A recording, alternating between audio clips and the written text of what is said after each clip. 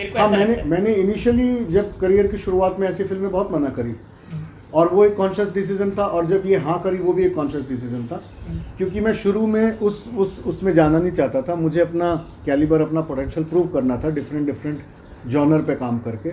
और क्योंकि अगर आप शुरू ही कॉमेडी से करते हो तो आप फिर आपको इतना ज़बरदस्त ऑफर आते हैं, टाइप कार्ड हो जाते हो कि आपसे हर आदमी कॉमेडी कराना चाहता है। तो इनिशियली वो मेरा कॉन्शियस डिसीजन था बहुत ही ज़्यादा कि मुझे शुरू में वो नहीं करना।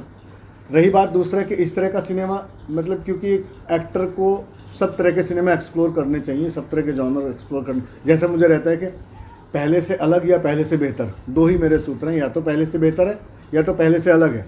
ज़रूरी कई बार होता नहीं, ज़रूरी हो नहीं पाता कि आप पहले से बेहतर दे पाओ, लेकिन अगर पहले से अलग है तो भी सेटिस्फैक्ट्री होता है एक एक्टर के लिए।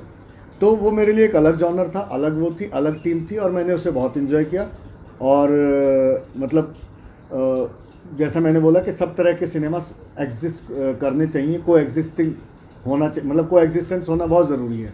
वो सिनेमा का अपना ऑडियंस है, जिसको नहीं देखनी नक्काश, जिसको देख के नींद आती है, उसे मैं क्यों नक्काश दिखाऊं? ठीक है, तो उसको पागलपंती देख के अगर मज़ा आता है तो पागलपंती देखे ना, हम फोर्स नहीं कर सकते। या मैं यहाँ बैठ के जो ज्ञान पेल रहा हूँ कि भैया नहीं तुम यही सिनेमा देखो, नहीं, सब तरह का सिनेमा सब तरह की ऑडियंस देखती है। तो को एग्जिस्टेंस होना बहुत ज़रूरी है कि सब चलता रहे, सब अपना अपना काम करते रहें।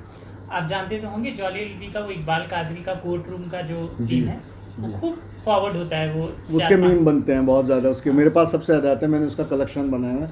हर दिन कुछ नया आता है तो मैं वो माथे वाली इमोजी भेजता हूँ लोगों को। वो भी बहुत ही खूबसूरत जी। फिल्म, और आपका फिर से कैरेक्टर जो पूरी फिल्म को मतलब कंक्लूजन है वो एक जी। कुछ बता पाएंगे उसके लिए? कोई खास स्टोरी है तो? उसकी खास स्टोरी यही है कि मैं सहारनपुर में था, सुभाष जी का जब मुझे फ़ोन आया था उस कैरेक्टर के लिए, और मुझे वीडियो कॉल पे नरेट कर रहे थे वो, और उन्होंने शुरू से पूरी स्टोरी सुनानी शुरू करी, और ये मुझे बताया नहीं मेरा क्या कैरेक्टर है।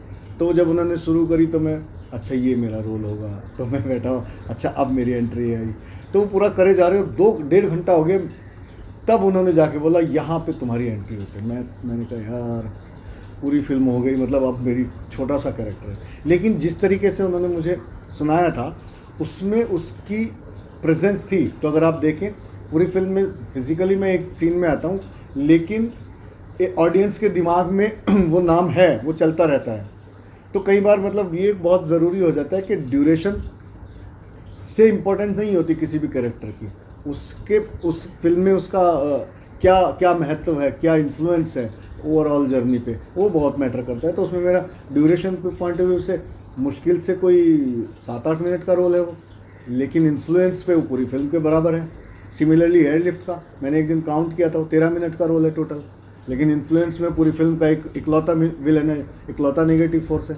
तो कभी भी वो ड्यूरेशन पे मैं चक्कर में नहीं पड़ता कि छोटी है बड़ी है, मैं इन्फ्लुएंस क्या है उसका, उसमें क्या इंपॉर्टेंस है, क्या वैल्यू है उसका, क्या वैल्यू ऐड कर रहा है उस पर देखता हूँ। कपिल शर्मा दोस्त